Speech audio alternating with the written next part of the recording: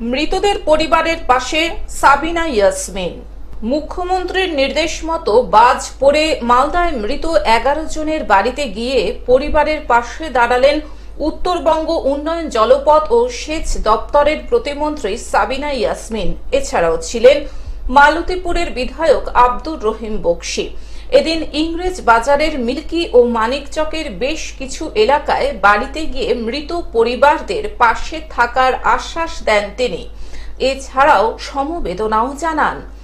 প্রত্যেকেরই যেটা দেখলাম খুব প্রাকৃতিক ঘটনা এবং প্রত্যেকে অর্থনৈতিক দিক থেকে পিছিয়ে এবং কয়েকটা বাড়ি তো দেখলাম যে মানে গার্জেন লেস হয়ে গেল এরকম টাইপের পরিবারগুলো দেখে মানে সান্ত্বনা দেওয়ার মতো কোনো ভাষা নেই, এমন সব পরিবারের ঘটনাগুলো ঘটেছে। যাই হোক, দিদির নেতৃত্বে এবং দিদির নির্দেশে আমরা সরকারি এবং দলীয়গতভাবে যতটুকু পারার আমরা সহযোগিতা করেছি এবং পরিবারের পাশে এসে দাঁড়িয়েছি এবং প্রত্যেকটা পরিবারের প্রতি আমরা সমবেদনা জানাচ্ছি। ওল্ড মালদা থেকে শুরু করে আমাদের ইংলিশ বাজার, মানিকচক, গাজল সমস্ত জায়গাতে যাওয়া হয়েছে, আমরা এই পর্যন্ত পৌঁছেছি। ফলে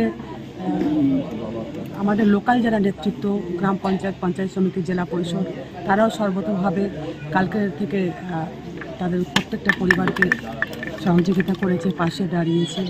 আলটিমেট এটা আমাদের করার কিছু নেই, কিন্তু এতটুকুই বলতে পারি যে সকল পরিবারের এই ঘটনাটা ঘটেছে তারা যেন সুস্থ থাকে এবং মানসিক দিক থেকে প্রতিশোধের জন্য শক্ত হয়ে ওঠে।